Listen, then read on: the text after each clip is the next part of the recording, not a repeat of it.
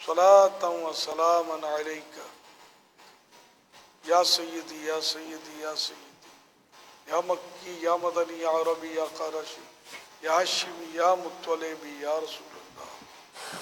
سبحان ربک رب العزت عما یصفون وسلام علی المرسلین والحمد للہ رب العالمین.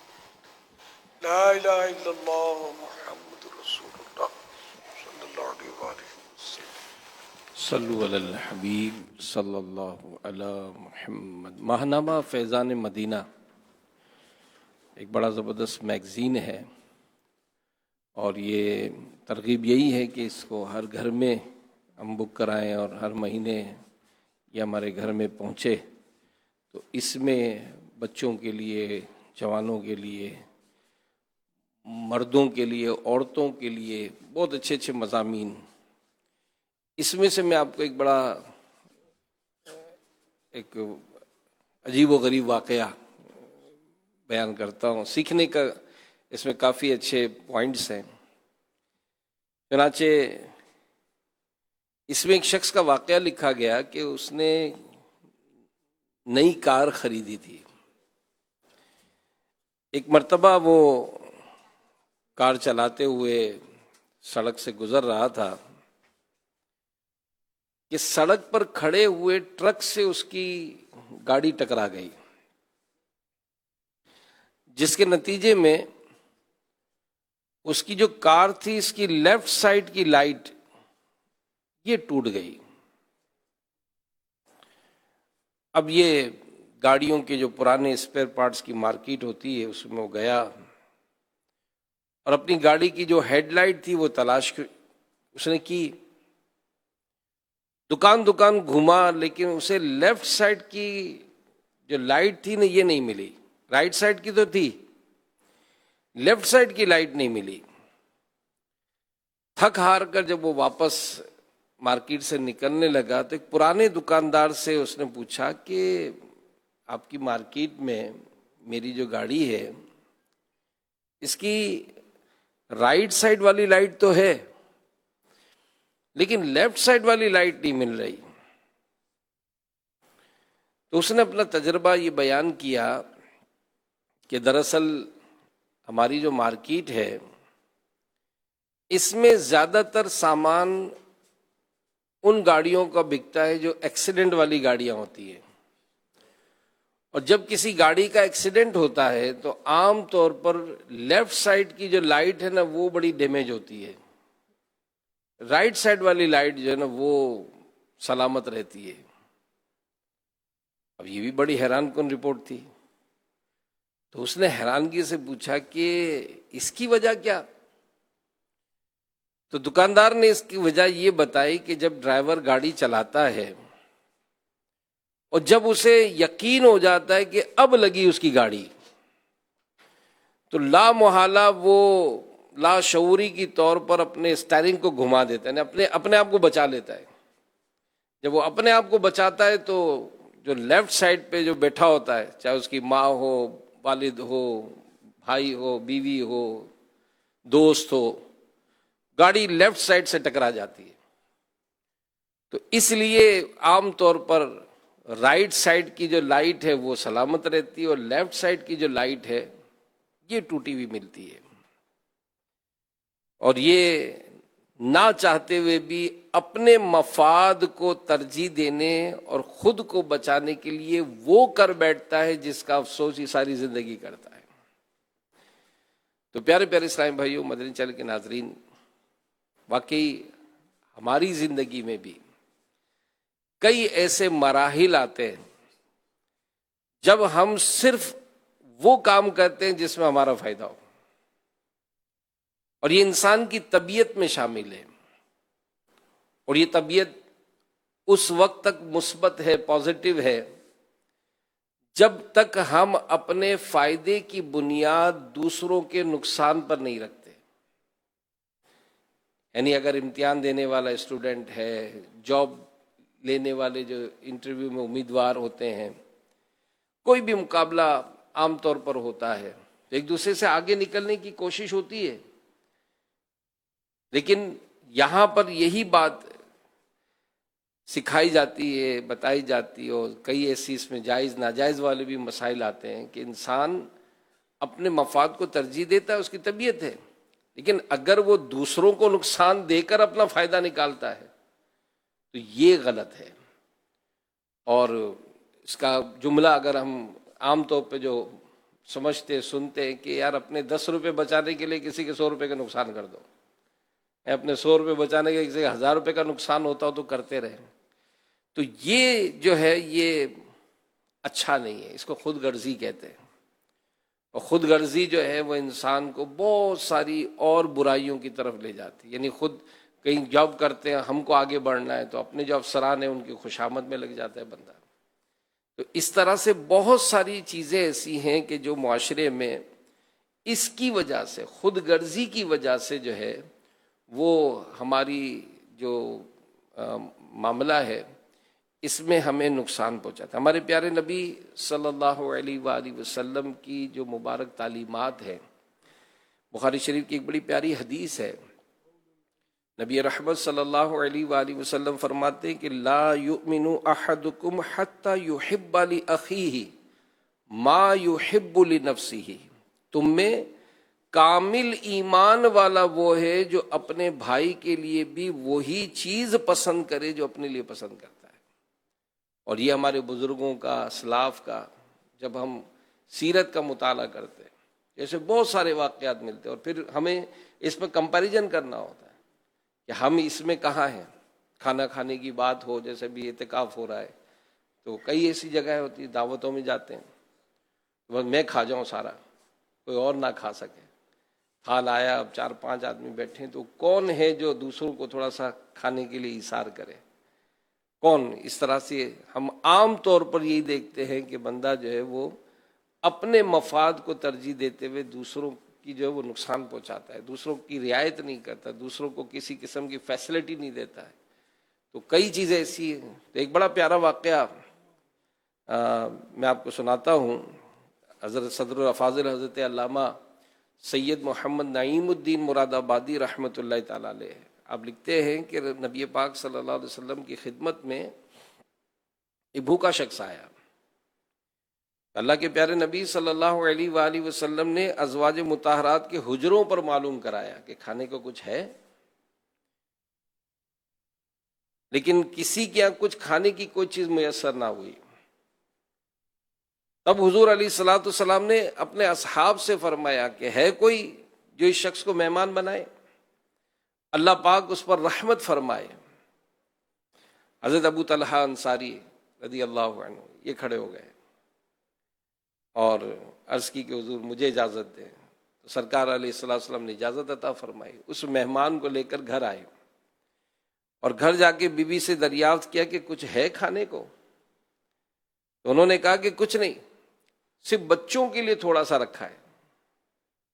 حضرت ابو طلحہ رضی اللہ عنہ نے فرمایا کہ بچوں کو بیلا پھسلا کر سلا دو، اور جب مہمان کھانا کھانے بیٹھے تو کسی ترکیب سے چراغ بجھا دینا، کیونکہ کھانا تھوڑا ہے، اگر ہم بھی بیٹھ کے کھائیں گے تو مہمان پیٹ بھر کے کھا نہیں سکے گا، تو لہذا چراغ بجھا دینا تاکہ مہمان پیٹ بھر کر کھا لے، اور یہ تاکہ اس کو معلوم اگر چلے گا تو وہ اصرار کرے گا کہ آپ بھی کھائیں تو بھوکا رہ جائے گا۔ تو اس ترکیب سے انہوں نے مہمان کو کھلایا اور خود بھوکے رہ کر رات گزاری۔ جب صبح ہوئی نبی پاک صلی اللہ علیہ وآلہ وسلم کی خدمت میں حاضر ہوئے تو غیب جاننے والے پیارے آقا صلی اللہ علیہ وآلہ وسلم نے فرمایا کہ رات فلاں لوگوں میں عجیب معاملہ پیش آیا، اللہ پاک ان سے بہت راضی ہے، اور قرآن پاک کی آیت نازل فرما دی، سورہ حشر کی آیت نمبر 9، وَيُؤْثِرُونَ عَلَىٰ أَنفُسِهِمْ وَلَوْ كَانَ بِهِمْ خَصَاصَةٌ، اور اپنی جانوں پر ان کو ترجیح دیتے ہیں اگرچہ انہیں شدید محتاجی ہو۔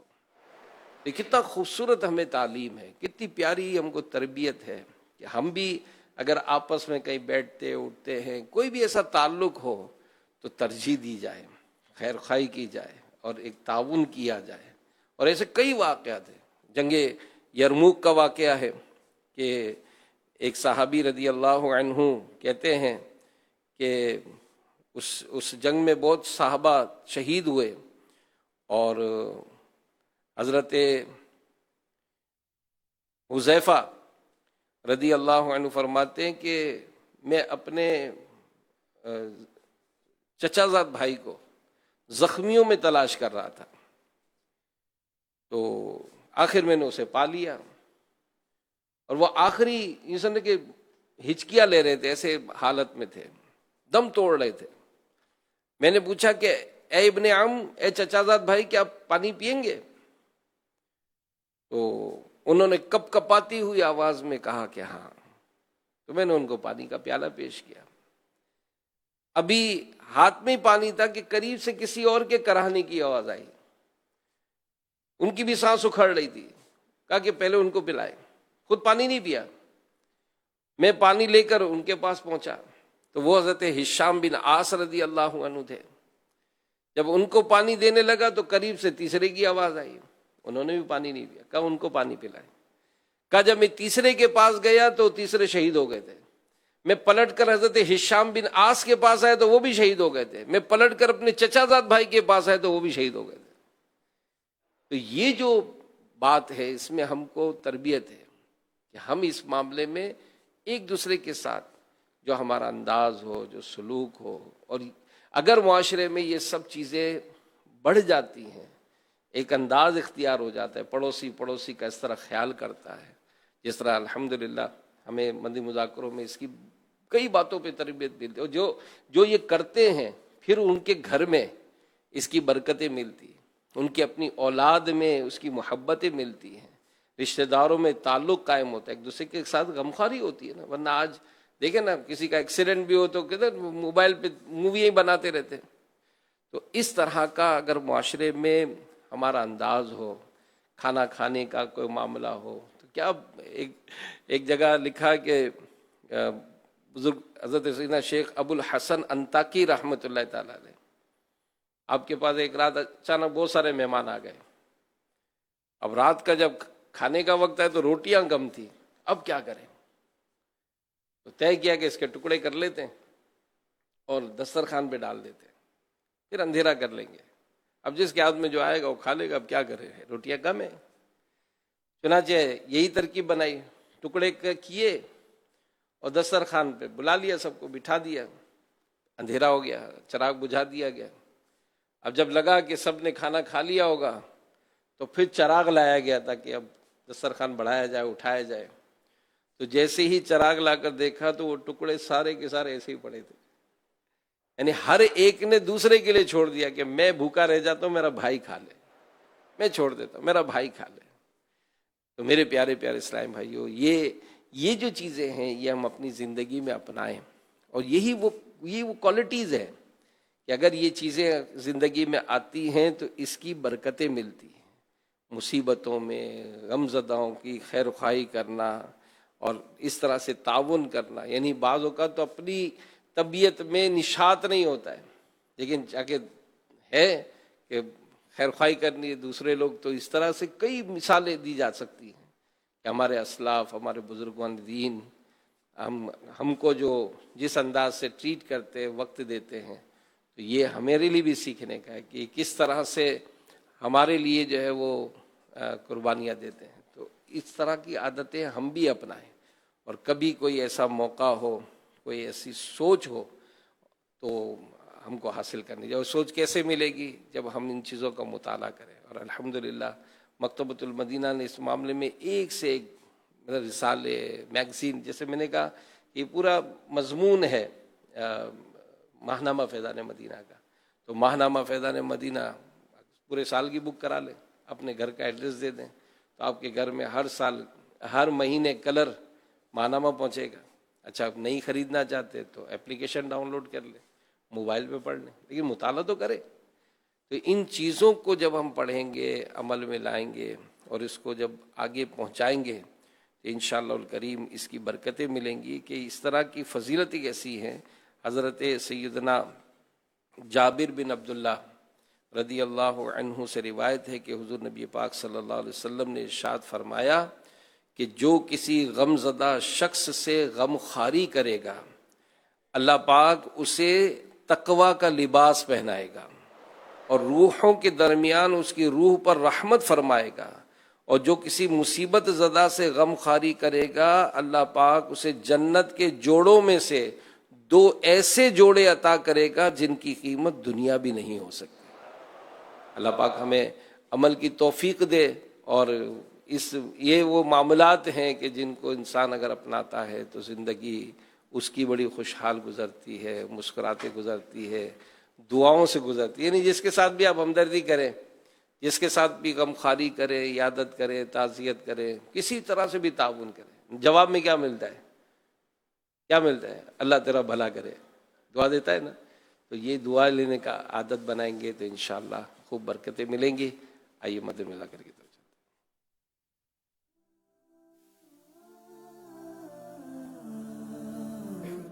رب العالمین والصلاة والسلام علی خاتم النبیین، اما بعد فاعوذ باللہ من الشیطان الرجیم، بسم اللہ الرحمن الرحیم، الصلاة والسلام علیک یا رسول اللہ وعلی آلک واصحابک یا حبیب اللہ، الصلاة والسلام علیک یا نبی اللہ وعلی آلک واصحابک یا نور اللہ۔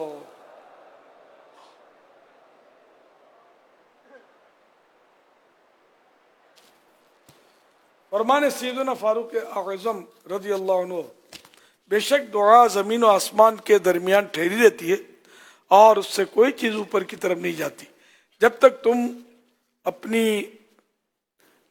تم اپنے نبی صلی اللہ علیہ وسلم پر درود پاک نہ پڑھ لو۔ صلو علی الحبیب صلی اللہ علیہ محمد۔ نویت سنت الاعتکاف، جب کبھی داخل مسجد انہیں سعادت پائیں اعتکاف کی نیت ضرور فرمائیں۔ نیت دل کے ارادے کو کہتے ہیں، دل ہی میں نیت کر لیجئے۔ میں نے سنت اعتکاف کی نیت کی، آپ معتکف ہو گئے، جب تک مسجد میں رہیں گے ثواب ملے گا، اور مسجد سے باہر نکلیں گے تو یہ نفل اعتکاف ختم ہوگا۔ یاد رکھیے، مسجد میں کھانا پینا، سونا، سحری، افطار کرنا، دم کیا ہو، پانی پینا، نیاز کھانا وغیرہ اسی صورت میں جائز ہوتا ہے جبکہ اعتکاف کی نیت کی ہو۔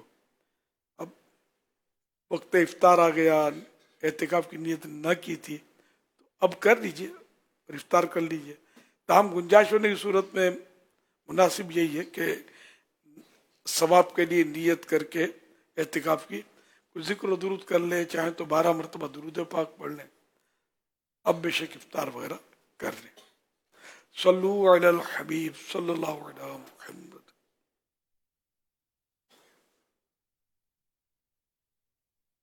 1447 ہجری کے 19ویں روزے کی عصر پڑھ کر عاشقان رمضان اور معتکفین عالمی مدنی مرکز فیضان مدینہ کراچی میں جمع ہیں۔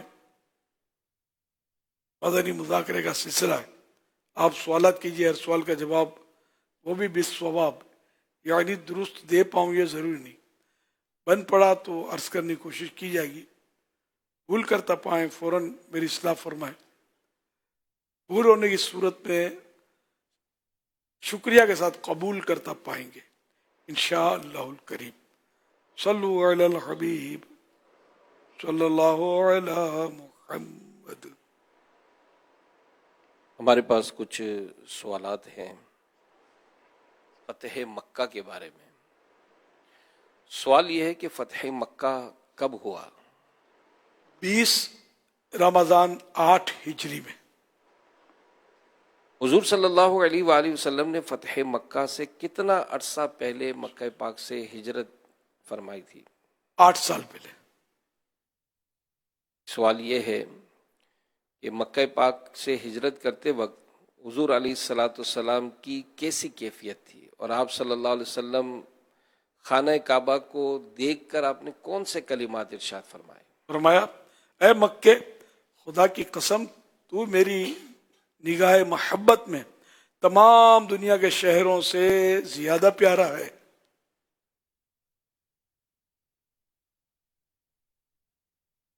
صلو علی الحبیب صلی اللہ علیہ وآلہ وسلم۔ وہ کیا وجہ تھی جس کی بنا پر رسول اللہ صلی اللہ علیہ وسلم نے اپنا محبوب شہر مکہ پاک چھوڑا؟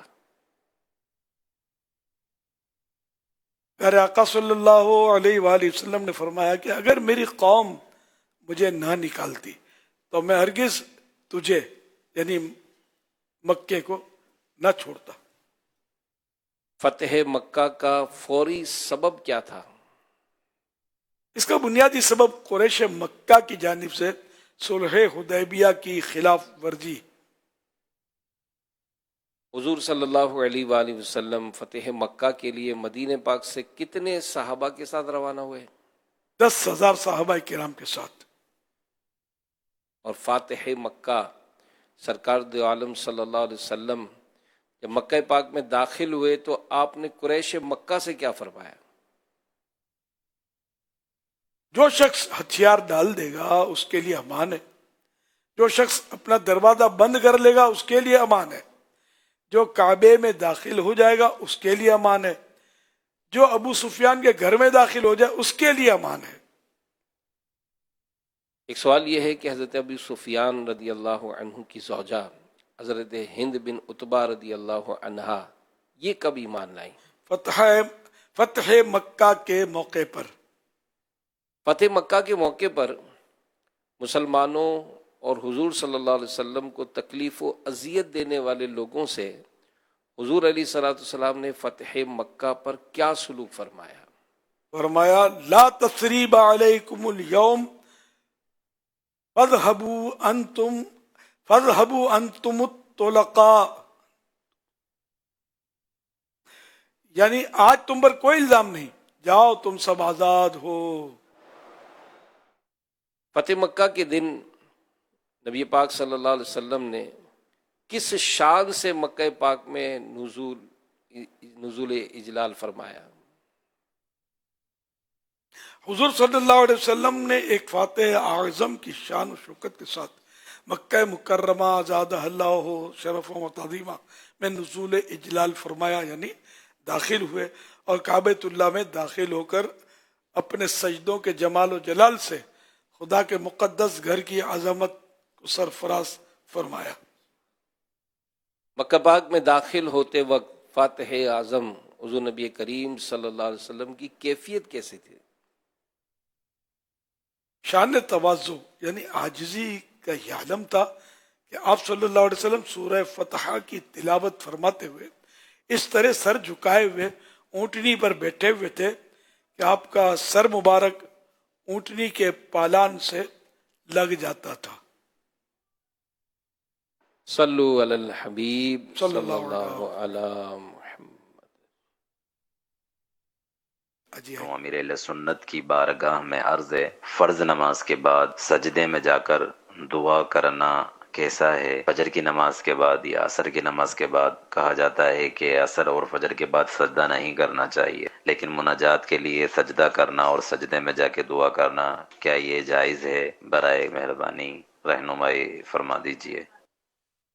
سجدے میں دعا زیادہ قبول ہوتی ہے، بہتر یہ ہے کہ سجدہ کو سبب ہو، یہ لوگ جو یہ آسمان کی طرف تیریاں کر کے سجدہ کرتے سجدہ بے سبب کہلاتا ہے، یعنی اس کا کوئی وہ سبب نہیں ہے، ریزن نہیں ہے، بس کرتے ہیں، تو ناجائز بھی نہیں ہے، لیکن کوئی سبب ہو، جیسے کہ یا اللہ تو نے مجھے دعا کی توفیق دی، اب دعا کی توفیق دی اس کے شکرانے میں سجدہ کر لے، یہ نیت کر لے کہ دعا کی توفیق ملی، اس نیت سے میں سجدہ شکر ادا کرتا ہوں، اب سجدے میں چلا جائے اور سجدہ پروپر کرے، ہی ہتھیلیاں آسمان کی طرف نہیں بلکہ ہتھیلیاں زمین پر رکھے اور اب سجدے میں دعا مانگے۔ واللہ تعالی اعلم ورسولہ اعلم عز وجل وصلی اللہ تعالی علیہ وآلہ وسلم۔ فجر و عصر کی نماز کے بعد سجدہ نہ کرے، منع ہے۔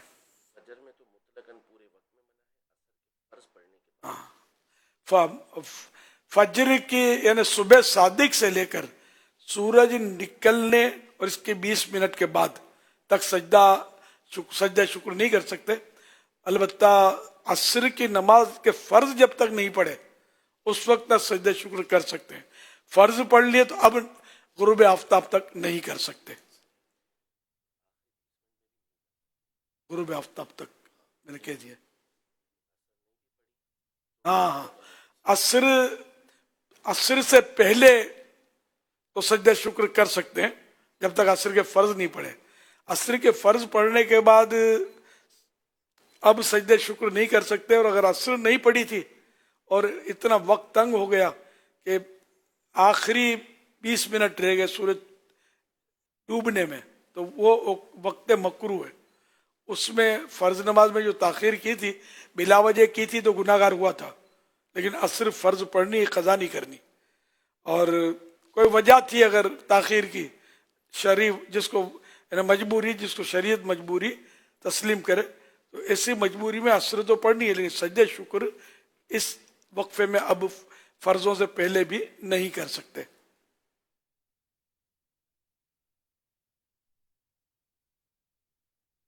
کیا اسلامی بہنیں اعتکاف میں مدنی چینل دیکھ سکتی ہیں؟ دیکھ سکتی ہیں. امیر اہل سنت سے میرا سوال ہے کہ گاؤں کے اندر بچے صبح جلدی اٹھ جاتے ہیں اور روزہ رکھنے کی ضد کرتے ہیں, اور والدین بچوں کا دل رکھنے کے لیے یہ کہہ دیتے ہیں کہ آپ چڑی روزہ رکھ لیں, یعنی کہ جب آپ صبح اٹھیں گے تو چڑیا کو دیکھ کے روزہ کھول سکتے ہیں. اس کے بارے میں آپ کیا ارشاد فرماتے ہیں؟ بچے کی مس ٹریننگ ہے. اور کیا, بچوں کو شریعت کے مسائل سکھانے چاہیے جو ان کی عقل کے مطابق ہو. یہ جھوٹے مسائل اگر چڑیاں اور چونٹیاں ان کے دماغوں میں بٹھا دیں گے تو پھر یہ آپ کو چڑیاں ہی دیں گے, بکرے نہیں دیں گے پھر. تو اس لیے وہ بچوں کو یہ جھوٹ بولنا یہ بھی صحیح نہیں ہے, یہ جھوٹ ہے, دھوکہ بھی ہے. درست مسئلہ بیان کیا جائے, ٹھیک ان کو یہ سمجھایا کہ جب صبح صادق ہو گئی, سحری کا وقت ختم ہو گیا, تو اب تو ناشتے کا ٹائم ہے آپ کے, اب روزہ رکھیں گے تو بھی نہیں ہوگا, دن نکل آیا نا. واللہ تعالی اعلم ورسولہ اعلم عز وجل وصلی اللہ تعالی علیہ وآلہ وسلم. صلو علی الحبیب صلی اللہ علی محمد. یوٹیوب چینل مولانا الیاس قادری پر بھی براہ راست مدنی مذاکرہ دیکھا جا رہا ہے. سید علی سوال کر رہے ہیں کہ اگر کسی شخص نے اپنی بیٹی کی شادی کے لیے یا ویسے ہی ایک پلاٹ خرید کر رکھا ہو اور اسے استعمال میں نہ لا رہا ہو تو کیا اس پلاٹ پر زکوٰۃ لازم ہوگی؟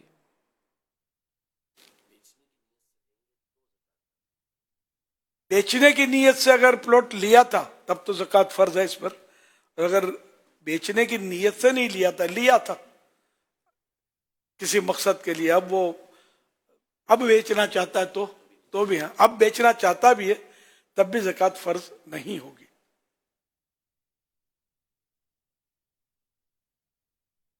امیر اہل سنت میرا آپ سے ایک یہ سوال ہے کہ ناپاکی کی حالت میں روزہ رکھنا جائز ہے یا نہیں؟ برائے کرم ارشاد فرمائیں.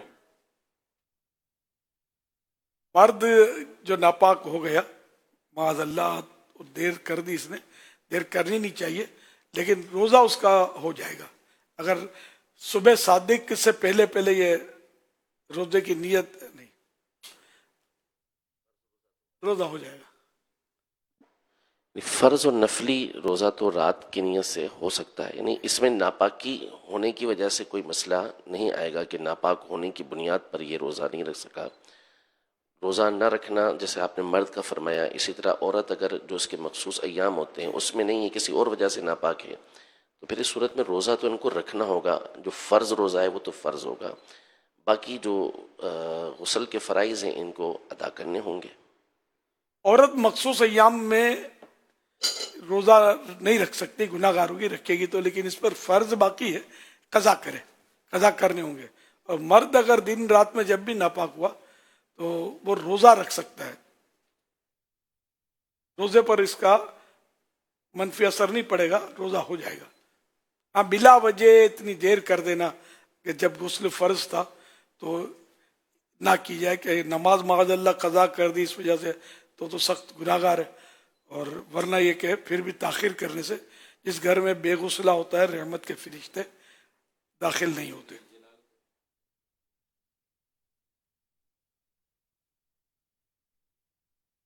محمد شکیل قادری خالیہ شہر ضلع منڈی بہاؤدین سے بات کر رہا ہوں. مدنی مذاکرے میں میرا امیر اہل سنت سے یہ سوال ہے کہ ایسا شخص جو کہ رمضان شریف کے آخری اشرے کا اعتکاف کرنا چاہتا ہے لیکن 20واں جو روزہ ہے اس نے وہ رکھا ہوا نہیں ہے, کیا ایسی صورت میں وہ اعتکاف کر سکتا ہے کہ نہیں کر سکتا؟ جزاک اللہ خیر.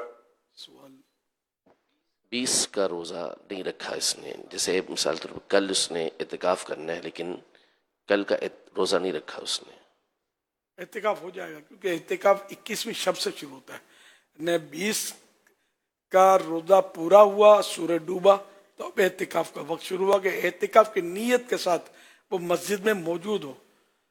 اگر غروب سورج اس کا مسجد کا باہر ہوا, بعض اوقات تاخیر ہو جاتی ہے, تو اب یہ کہ وہ سنت اعتکاف نہیں ہو سکتا. جو 10 دن کا مخصوص اعتکاف ہے سنت موقدہ علی الکفایہ وہ نہیں ہو سکے گا. جو اعتکاف کریں گے خاص کر فیضان مدینہ وغیرہ میں جلدی جلدی آ جانا, ورنہ ایسا نہ ہو رش کی وجہ سے مسجد میں داخل ہونے کوئی دشواری ہو جائے, دیر ہو جائے آپ کو. اچھا, ابھی مدنی مذاکرے کے دوران میں نے ایک لفظ سنا تھا نزول اجلال, برائے مہربانی اس کا معنی ارشاد فرما دیجیے. نزول اجلال سوال جواب میں, حالانکہ آپ نے آگے وضاحت کر دی تھی کہ تشریف فرما ہوئے داخل ہوئے, وہ پوچھ رہے ہیں کہ نزول اجلال کا مطلب کیا ہے. ہاں, وہ نزول اجلال کا معنی ہے کسی صاحب مرتبت, یعنی کوئی بڑے درجے کا آدمی, سرکار صلی اللہ علیہ وسلم تو بہت بڑے درجے کے بزرگ ہیں, تو ان کا آنا, کسی ذی مرتبہ مرتبے والے شخص یا بزرگ کا آنا, کسی بادشاہ یا امیر وغیرہ کا فروکش ہونا, یعنی آنا. جیسے مفتی صاحب نے نزول اجلال فرمایا, تو یہ کوئی بڑے بزرگوں یا بڑے شخصوں یا عالم دین ہو تو وہ نزول اجلال فرماتے ہیں. عوام ہوتے ہیں وہ آتے ہیں, جیسے وہ تشریف رکھیے, بیٹھو, بیٹھ جاؤ, مانا ایک ہی ہے, وہ تشریف رکھیے احترام ہے نا بڑوں کا. صلو علی الحبیب صلی اللہ علی محمد. سلمان عمر یوٹیوب چینل پہ پوچھ رہے ہیں کہ کیا بغیر ٹوپی کے نماز پڑھنا مکروہ ہے؟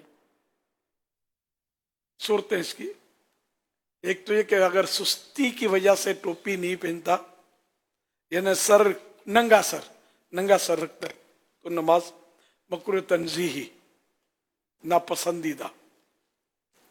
اور اگر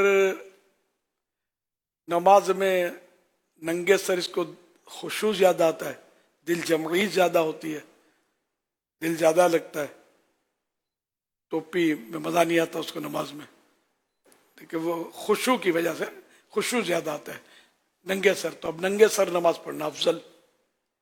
اور اگر معاذ اللہ یوں سمجھتا ہے کہ نماز کوئی ایسی عزت والی شے بھی نہیں کہ جس کے لیے سر بھی ڈھانپا جائے, تو پھر یہ کفر ہے کہ نماز کو اس نے ہلکا جانا. واللہ تعالی. اگر صرف یہ کہ بال کا اسٹائل خراب ہو جائے گا, جو گھر سے بنا سوار کے نکلے ہیں, اگر ٹوپی رکھیں گے تو بال ادھر ادھر ہو جائیں گے. اب تو یہ بلا وجہ اڑنا ہی ہوا نا, وہ وجہ نہیں ہے جس کو شریعت نے وجہ قرار دیا, یعنی مجبوری قرار دی, تو اس طرح مکروہ تنزیہی ہوگی, ناپسندیدہ. یہ وضو میں کیا یہ مسا بھی نہیں کرتا ہوگا, خالی ہاتھ کی ہوا پہنچاتا ہوگا سر پہ, تو پھر تو اگر مسا نہیں ہوا چوتھائی سر کا, مسا اس کو بولتے کہ پانی کی تری, جس جگہ مسا کرنا ہے وہ پانی کی تری پہنچے, نمی ہے نا. تو اب یہ کہ اس نے خالی یوں کر لیا, بعض لوگ کر لیتے یوں گھما لیتے ہیں, تو پھر اگر چوتھائی سر کو تری نہیں پہنچی پانی کی, تو پھر تو وضو نہیں ہوا. وضو نہیں ہوا تو نماز میں صحیح نہیں ہوگی, ٹوپی پہنے یا نہ پہنے. ہو سکتا ہے کہ جو فزیکلی کوئی فائدہ ہوتا ہو, ورزش تو ہے نماز میں, ایکسرسائز ہو جائے, فرض ادا نہیں ہوگا, نماز نہیں ہوگی. یہ جو بف نکالتے ہیں یا بال سنوارتے ہیں, بھلے بگڑتے تو بگڑے, وضو میں خرابی نہیں آنی چاہیے, نہ نماز میں خرابی آئے. صلو علی الحبیب صلی اللہ علی محمد. فیس بک لائیو پیج مولانا الیاس قادری پر نعمان پوچھ رہے ہیں کہ اگر فجر اور عصر کے وقت سجدہ تلاوت ادا نہیں کیا جا سکتا تو کیا ان اوقات میں فجر یا عصر کی قضا نماز پڑھ سکتے ہیں؟ ان اوقات میں جو سجدہ تلاوت کر سکے، اگر تلاوت ہی اس دوران کی عصر کے بعد، عصر کے بعد تو مطلقاً منع ہی نہیں ہے، آخری 20 منٹ کے اندر جی یہ مسائل ہیں۔ عصر یعنی آخری جو 20 منٹ ہے نا عصر کے بعد یا سورج طلوع ہونے کے بعد 20-25 منٹ، اور عصر سے پہلے 20 یا 25 منٹ کا وقفہ ہوتا ہے جو مکروہ وقت ہوتا ہے۔ یعنی سورج صبح سورج میں آنکھیں چندیاں ہیں تو یہ مکروہ وقت آیا، تو اس کو 20 یا 25 منٹ کا بتاتے ہیں اس کو۔ اور اسی طرح رات شام کو عصر کے بعد سورج ٹھنڈا ٹھنڈا ہو جائے، آنکھیں اس پہ یوں نہ کریں، اطمینان سے آپ دیکھ سکیں، تو اس کا بھی عصر کے بعد سے 20-25 منٹ کا وقفہ مانا جاتا ہے۔ تو ان اوقات میں سجدے شکر یا سجدے تلاوت نہیں کر سکتے۔ اور عصر کے فرضوں کے بعد، جی عصر کے فرضوں کے بعد بھی اور فجر کے بھی وقت میں اگر تلاوت کی ہے اور یا اس سے پہلے کا سجدہ تلاوت ہے تو بھی کر سکتے ہیں۔ البتہ یہ جو 3 مکروہ وقت ہیں، ایک تو سورج طلوع ہونے کے 20 منٹ بعد، سورج غروب ہونے سے 20 منٹ پہلے، اور زاویہ کبریٰ جس کو زوال کا وقت کہا جاتا ہے، اس میں سجدہ تلاوت کی 2 صورتیں ہیں۔ اگر تو اسی وقت آیت سجدہ آپ نے پڑھی ہے تو پڑھنا سجدہ تلاوت کرنا جائز ہے، لیکن بہتر ہے کہ اس کو لیٹ کر دیں۔ اور اگر پہلے سے پڑھی ہوئی تھی آیت سجدہ اور اب چاہتے ہیں کہ اس مکروہ وقت کے اندر آپ سجدہ تلاوت ادا کریں تو اس کی اجازت نہیں، یہ مکروہ ہے۔ سجدہ شکر اور ان کے فرق ہے، مطلب سجدہ شکر نفل ہے تو اس پر نفل کے احکام آتے ہیں، یہ واجب کی صورتیں ہوتی ہیں تو اس میں واجب کے احکام آتے ہیں۔ اور اپنے یہ بھی پوچھا نا قضا نمازیں عصر کی وقت میں، عصر کے فرضوں کے بعد وہ عصر، یہ شرط نہیں ہے، کوئی سی بھی قضا نماز فجر و عصر کے فرضوں کے بعد کر سکتے ہیں۔ یعنی نفل بھی اگر ٹوٹ گئے، واجب الاعادہ ہے تو وہ بھی پڑھ سکتے ہیں، ہے نا۔ فجر کے فرض اور عصر کے فرضوں کے بعد قضا نمازیں، چاہے وہ نفل کی ہو چاہے سنت قضا ہو گئی ہو، سنت یعنی کہ ایسی صورت میں کہ اس کو اعادہ واجب ہو، اس کا لوٹانا واجب ہو، یا فرض جو قضا ہوئے ہیں، یہ عصر کے فرضوں اور فجر کے فرضوں کے بعد پڑھ سکتے ہیں۔ لیکن اوقات مکروہہ میں جو 3 وقت بتائے ابھی، وقت مکروہ کے وہ سورج سر پہ آتا ہے، طلوع آفتاب سے 20 منٹ پہلے، معاف کیجیے، طلوع آفتاب سے 20 منٹ بعد، اور صبح جب سورج دوپہر کو نصف النہار شرعی، جس کو عام طور پہ عوام زوال بولتے ہیں، اس وقت، اور غروب آفتاب سے 20 منٹ پہلے، تو یہ اوقات مکروہ ہیں، 3 مکروہ اوقات ہیں۔ تو ان میں اوقات جمع وقت کے 3 مکروہ وقت، تو ان میں مطلب یہ کہ نمازیں قضا نہیں کر سکتے، باقی ان سے پہلے کر سکتے ہیں۔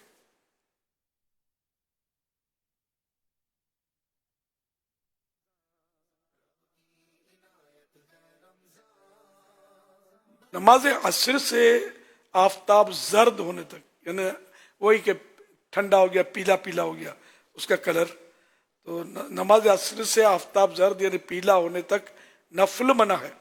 نفل نماز شروع کر کے توڑ دی تھی، اس کی قضا بھی اس وقت میں منع ہے، اور پڑھ لی تو ناکافی ہے، قضا اس کے ذمے ساقط نہ ہوئی، یعنی ادا نہ ہوئی قضا اس کی، باقی ہے۔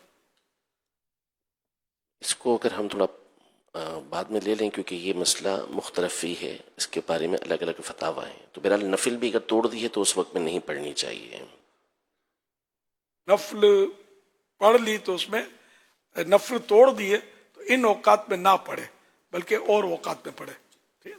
اس کو مطلب جو میں نے پہلے عرض کیا تھا اس کے جگہ ایڈٹ کر کے اس کو یہاں ایڈجسٹ کر لئیے۔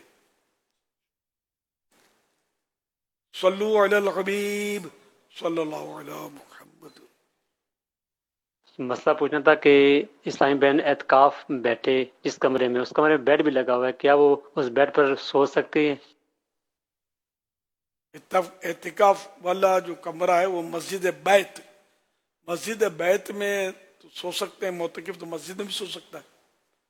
साईं बहनें अपने जगह में सोएंगी तो सही, और कहाँ जाएंगी। और कोई भी अगर जो एतिकाफ से नहीं है वो भी सो सकता है। उसको एतिकाफ की नियत करनी नहीं है। मर्द जो है वो तो वैसे भी मस्जिद बैत में एतिकाफ नहीं कर सकता। हाँ, औरत चाहे वो नमाज पढ़े, रमज़ान के 10 दिन का एतिकाफ करे, या वैसे ही 1 मिनट के लिए भी नफल एतिकाफ वहाँ कर सकती है मस्जिद बैत में।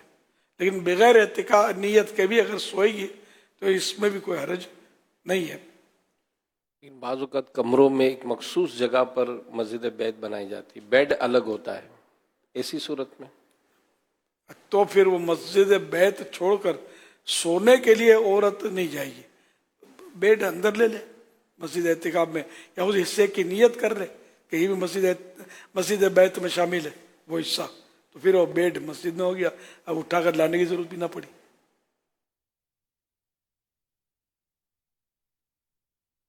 होम्योपैथिक डॉक्टर शाहिद नदीम अफ्तारी कराची से अर्ज कर रहा हूँ। हजूर, मेरा सवाल ये है कि मैं अपनी स्पेशल 3 व्हील बाइक पर आ रहा था और वक्त इफ्तारी करीब था, तो सामने से स्पीड में एक साहब तशरीफ ला रहे थे और वो कभी इधर मुड़ लेते कभी उधर। मैंने भी कोशिश की कि वो मुझसे टकराए ना और मैं निकल जाऊं, मगर वो घबराहट में मुझसे टकराए नहीं, मगर वो खुद ही एकदम से गिर गए। सर में अच्छी खासी उनके या दीगर जगहों पर चोट आई होगी। लोग जमा हो गए लेकिन मैं आगे निकल गया। लोग उनके पास जमा हो गए, फिर क्या हुआ क्या नहीं हुआ, लेकिन मैं वहाँ से चला आया। चूँकि इफ्तार का वक्त करीब था, लेकिन दिल में ये ख्याल आता है कि कहीं मेरी गलती तो नहीं थी, या इसके बारे में क्या मेरे लिए क्या शरई हुक्म होगा। आपको ज़न्ने गालिब है कि आपकी वजह से वो आपने उसको गिराया नहीं, न टक्कर मारी, बल्कि बचाने की कोशिश की, तो आपने तो अच्छे काम किए। अब चला जाना इफ्तार के लिए था तो मुनासिब नहीं था। अगर उसको मदद की ज़रूरत थी, जब लोगों ने मदद करी ली तो आप तो फारिग थे। इसमें बस खतरा था कि फिर आपको पुलिस पकड़ लेती, या लोग आपके लिए मसाइल खड़े करते कि तुमने ही गिराया है। तो यूं बचकर अपना जान बचा लेना, इज्जत बचा लेना, इसमें कोई हरज तो नहीं है। सही, आप जो आपने सवाल किया इसके मुताबिक तो आप सही हैं।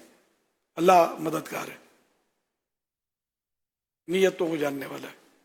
हुजूर सैयदी गौसे आज़म शेख अब्दुल कादिर जिलानी रहमतुल्लाहि अलैह फरमाते हैं कि दुनिया की रौनकें और आसाइशें धोखा देने वाली हैं।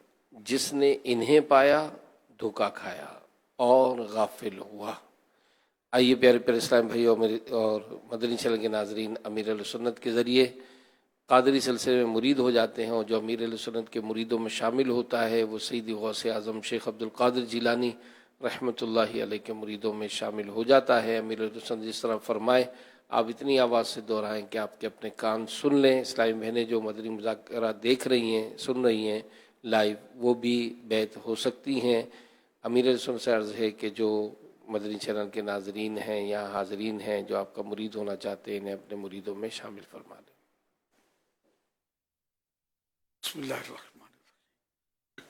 अस्सलातु वस्सलामु अलैका या रसूल अल्लाह व अला आलिका व अस्हाबिका या हबीब अल्लाह। ला इलाहा इल्लल्लाह मुहम्मदुर रसूलुल्लाह सल्लल्लाहु अलैहि व आलिहि वसल्लम। तौबा करता हूँ मैं अपने तमाम पिछले गुनाहों से और आइंदा अल्लाह और रसूल की नाफरमानी नहीं करूँगा। मुरीद होता हूँ मैं आपका और आपके ज़रिए सरकार बगदाद हुजूर गौसे पाक शेख अब्दुल कादिर जिलानी रहमतुल्लाहि अलैह का अल्लाह पाक मुझे जनाब गौस आज़म के गुलामों में कबूल फरमा और कादिरी रज़ावी सिलसिले की बरकतें नसीब फरमा। सलातु वस्सलामु अलैका या नबी अल्लाह व अला आलिका व अस्हाबिका या नूर अल्लाह।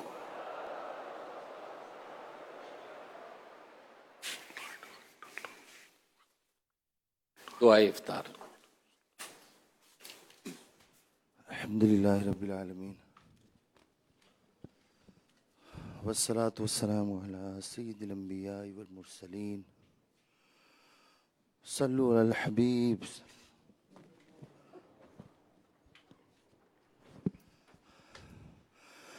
दर्द दिल कर मुझे आता या रब, दर्द दिल कर मुझे आता या रब, दे मेरे दर्द की दवा या रब, दे मेरे दर्द की दवा या रब, दे मेरे दर्द की दवा या रब, दे मेरे दर्द की दवा या रब। लाज रख ले गुनाहगारों की, लाज रख ले गुनाहगारों की, नाम रहमान है तेरा या रब, नाम रहमान है तेरा या रब, नाम रहमान है तेरा या रब। बेसबब बख्श दे न पूछ अमल, बेसबब बख्श दे न पूछ अमल,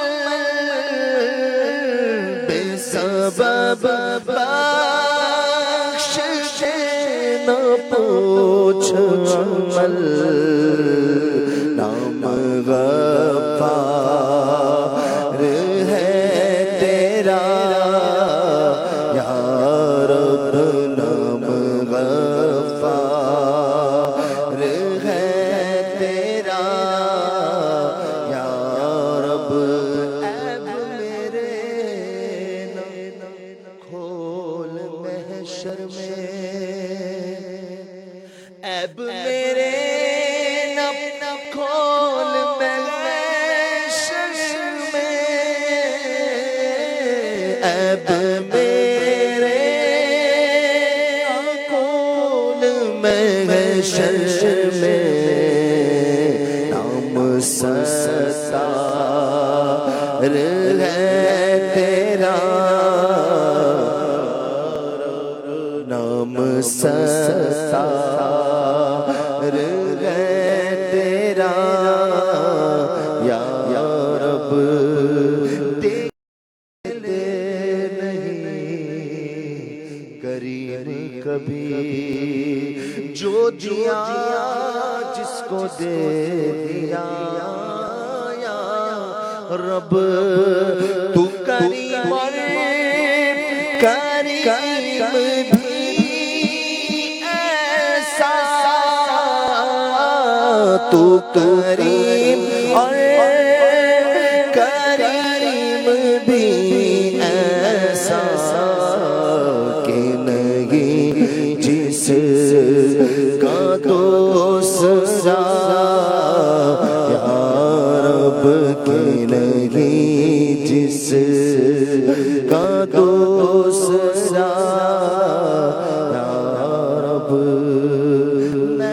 سبحان ربی اعلی خاک پر رکھ کے کہا یا رب صدقہ اس دی ہوئی بلندی کا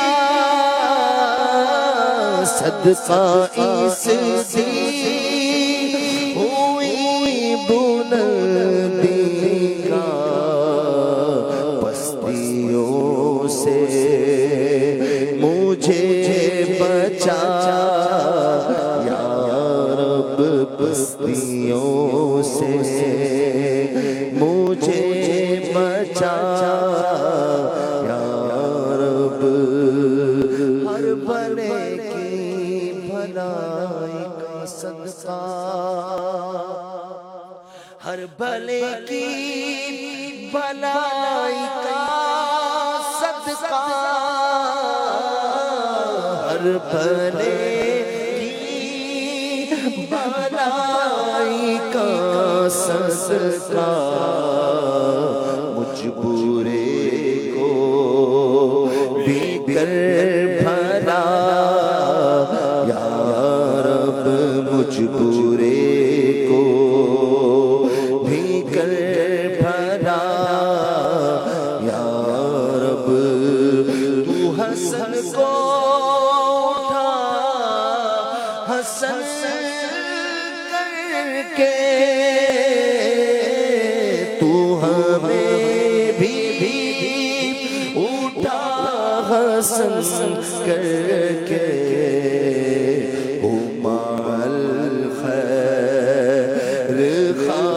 خاتمہ یا رب مال خیر خاتمہ یا رب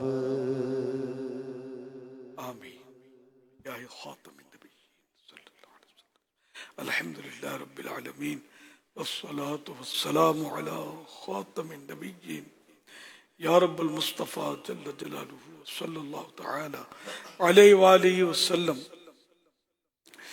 آج رمضان الکریم کا 19واں روزہ ختم ہونے پر ہے۔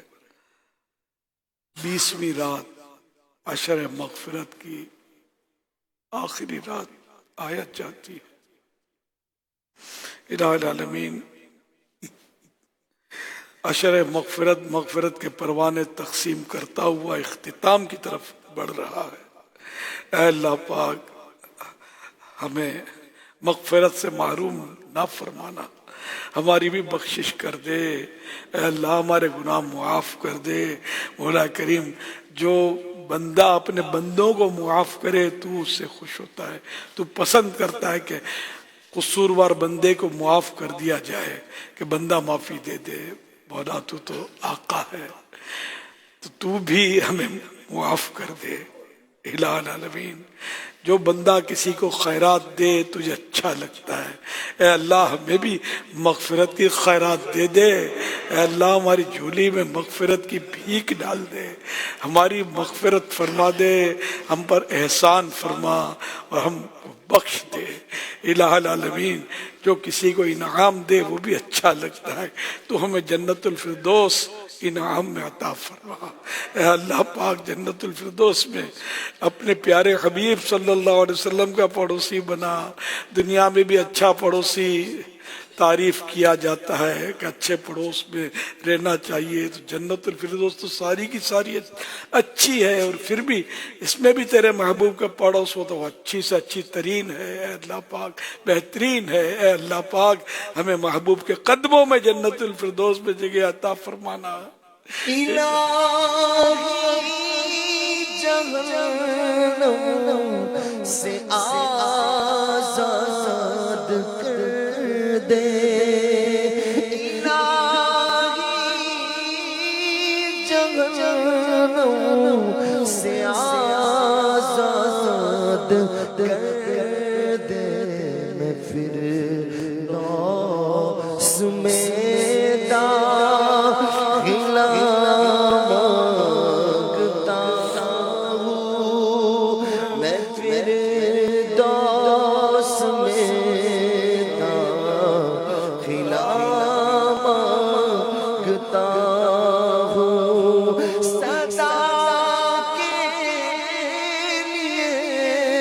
مجھ سے راضی ہو مولا، تیری بغیر رمضان رضا مانگتا ہوں، تیری بغیر رمضان رضا مانگتا ہوں۔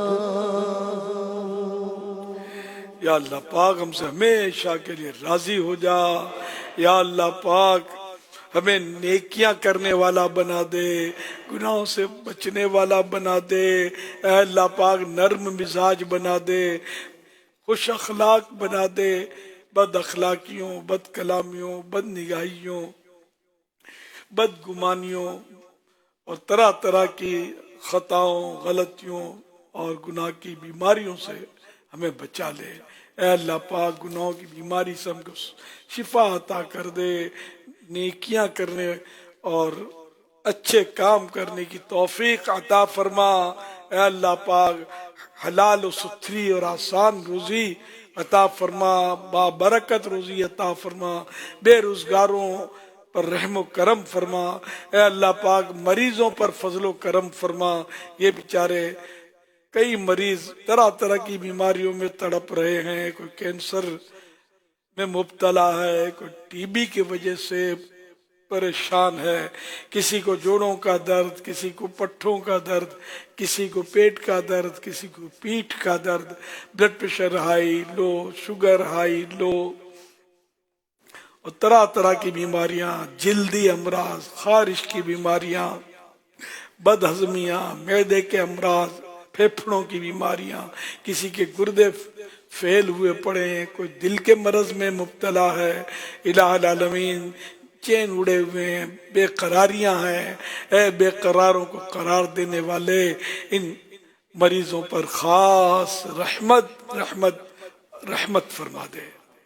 الہ العالمین سارے مریضوں پہ فضل و رحمت ہو، انہیں ہو از پائے رمضان شفا عطا، یا رب انہیں ہو از پائے رمضان شفا عطا، یا رب انہیں ہو از پائے رمضان شفا عطا، یا رب ہے مغفرت کا یہ اشرا، تو مغفرت فرما، میری تجھے مگر رمضان کا واسطہ، یا رب ہے کچھ اشرائے بخشش کی عنقریب اب عطا ہو غم مگر رمضان کا عطا، یا رب ہے کچھ اشرائے بخشش کی عنقریب اب رہائی نہ رے جہنم سے ہو عطا، یا رب رہائی نہ رے جہنم سے ہو عطا،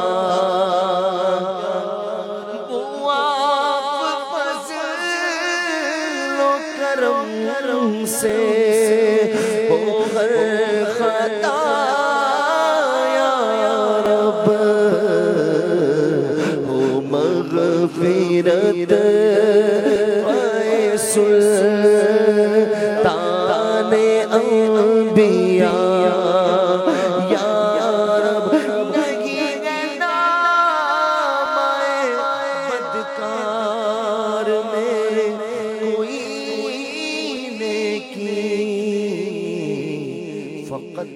تیری گر گئے مت کا آسرا یا رب فقط تیری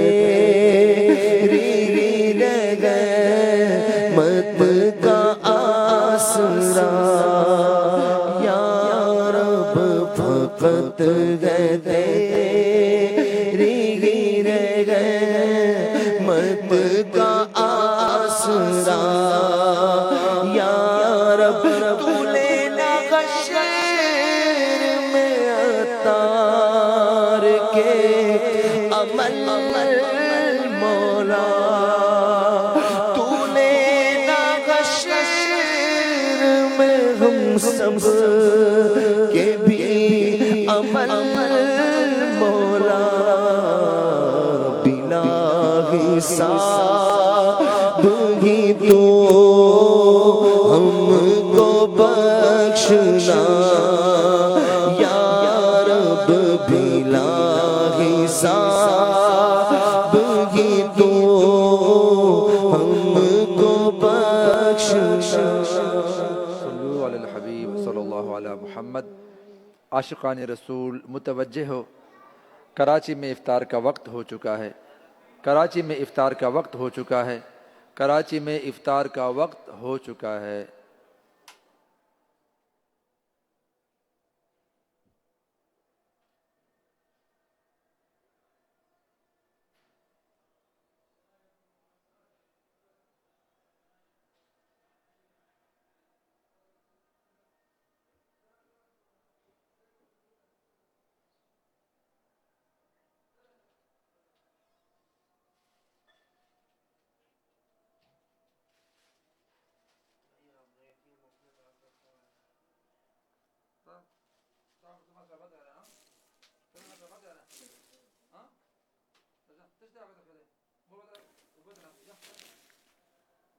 الحمد لله رب العالمين والصلاة والسلام على خاتم.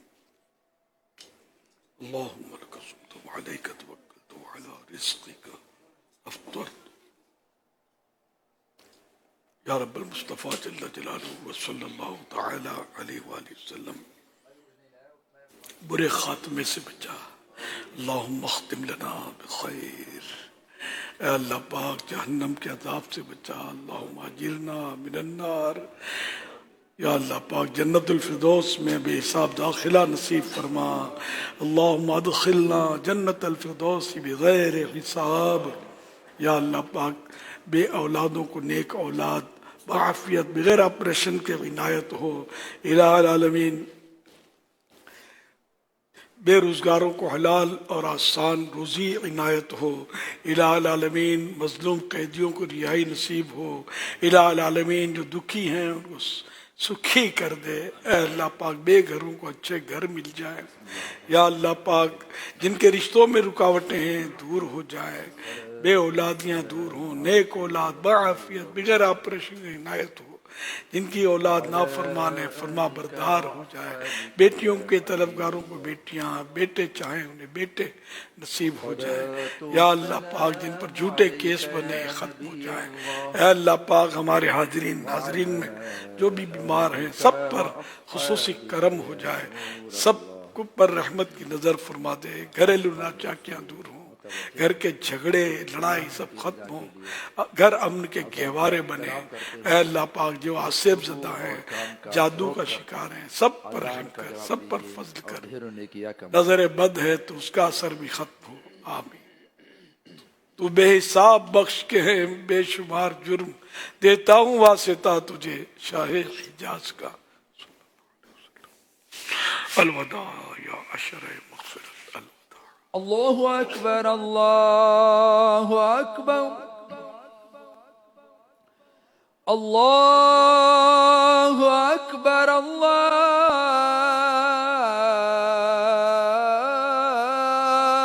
اکبر. اشہد ان لا الہ الا اللہ.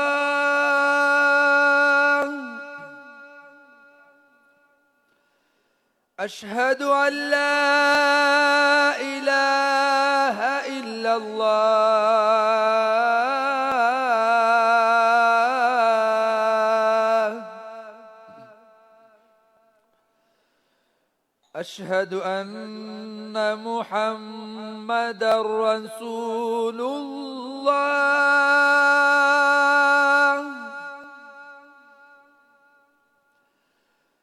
أشهد أن محمدا رسول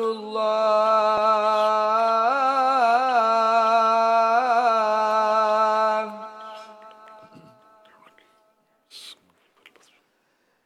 حي على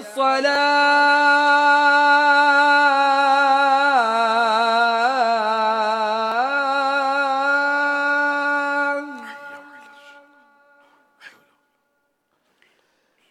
حي على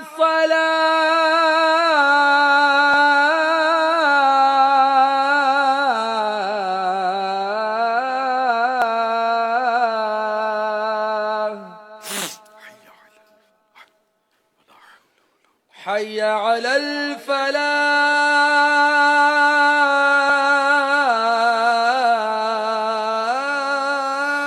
الفلاح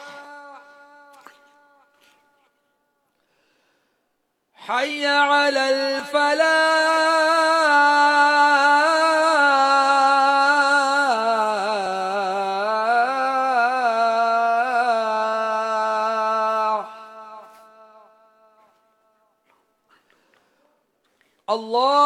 الله أكبر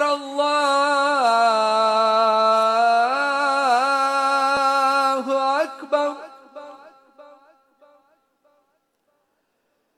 لا إله إلا الله